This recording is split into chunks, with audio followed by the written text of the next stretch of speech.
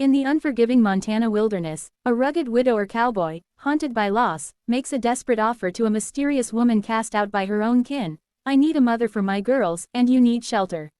What begins as a marriage of convenience unravels into a web of secrets, betrayal, and heart-wrenching twists that will leave you breathless. Dive into I Need a Mother for My Girls, and You Need Shelter. The widower cowboy proposed to the outcast bride, a sprawling tale of redemption and danger that's gripping readers across the USA and UK. Smash that subscribe button now to lose yourself in this epic saga and join thousands craving stories that hit the heart and soul. The Montana wind cut like a blade through the Blackthorn Valley, where Caleb Holt's ranch stood as a lone sentinel against the endless sky. At 41, Caleb was a man carved from hardship, his hands calloused from years of roping cattle, his heart scarred from burying his wife, Sarah, 3 years prior. His 2 daughters, Lily, 10, and Rose, 6, were his only light, but they needed more than a father's rough love, they needed a mother. Caleb had sworn off the world beyond his fences, but fate had other plans. On a bitter November evening in 1887, as snow dusted the plains, a woman stumbled onto his land, half frozen, her dress torn, her eyes wild with fear. Her name was Eleanor Vance, and she was running from something, or someone. Caleb, standing on his porch with a lantern, saw her collapse at the gate and made a choice that would change everything.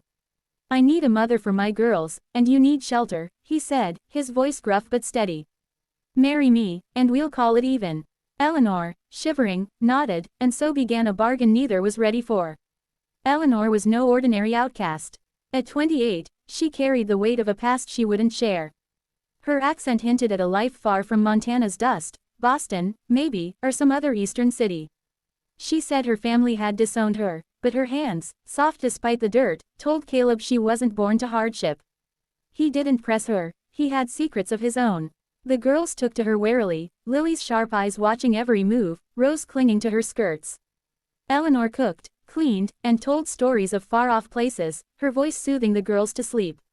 But Caleb noticed the way she flinched at sudden noises, the way she scanned the horizon each dawn. She was hiding something, and he wasn't sure he wanted to know what. Days turned to weeks, and the marriage, though unconsummated, settled into a rhythm. Eleanor taught Lily to read, braided Rose's hair, and learned to milk the cows, her city hands adapting. Caleb watched, torn between gratitude and suspicion. The townsfolk of Bitterroot, 10 miles away, whispered about the strange bride when Caleb brought her to church. Old Mrs. Grayson, the town gossip, claimed Eleanor looked like a woman from a wanted poster she'd seen in Bozeman. Caleb dismissed it, but doubt gnawed at him. One night, he found Eleanor burning a letter in the fireplace, her face pale. Who's after you? He demanded. She shook her head, tears falling. No one you can fight, Caleb. The first twist came with a stranger's arrival. A man named Silas Kane rode in on a lean horse, his coat patched but his boots polished. He claimed to be a surveyor, mapping the valley, but his eyes lingered on Eleanor too long. She froze when she saw him, and Caleb caught the glance they exchanged, fear on her part, recognition on his. Silas stayed for supper, his charm disarming the girls but not Caleb. That night, Caleb found Eleanor packing a bag, her hands trembling. He'll kill me if I stay, she whispered. And you, if you try to stop him. She confessed. Her real name was Abigail Reed, and she'd fled Boston after witnessing a murder tied to a powerful family, the Warrens. Silas was their fixer, sent to silence her. Caleb, his jaw tight, handed her his rifle. You're my wife now, we face this together. The next day, Silas returned with 2 men, guns at their hips. Caleb met them at the gate, his own revolver drawn. Words turned to shouts, then gunfire. Caleb took a bullet to the shoulder but dropped one of Silas's men. Eleanor, surprising them all, fired from the porch, wounding Silas. The 3rd man fled, and Silas, bleeding, swore he'd be back with worse. As Caleb bandaged his wound, Eleanor told the full truth. She wasn't just a witness. She'd stolen a ledger from the Warrens, proof of their crimes, smuggling, extortion, worse. It was hidden in the ranch's attic, and she'd planned to use it to barter for her freedom. Caleb, furious but bound to her, hid the ledger in a hollow tree.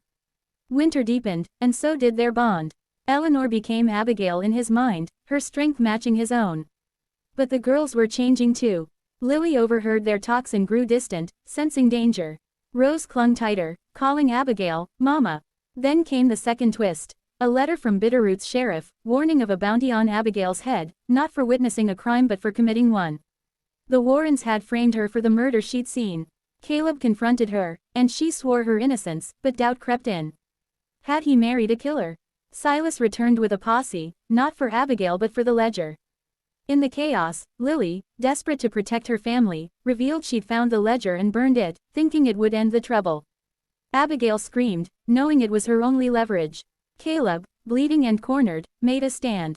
The fight was brutal. Silas's men torched the barn, and Caleb killed 2 before Silas took Rose hostage. Abigail, in a moment of reckless courage, offered herself in exchange. Silas agreed, but as he grabbed her, Caleb shot him dead. The posse scattered, but not before Abigail took a knife to the side. As she lay recovering, Caleb faced the final twist. The sheriff arrived with a Pinkerton agent, who revealed Abigail wasn't just a witness or a fugitive, she was a Warren, the disgraced daughter who'd betrayed her family to save a lover, the murdered man. The ledger had been her father's, and she'd stolen it to expose him.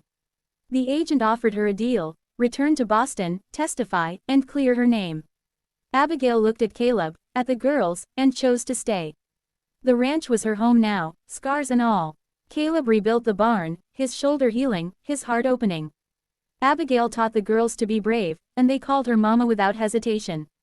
The Warrens' shadow lingered, but Caleb and Abigail faced it together, their bargain now a bond forged in blood and trust.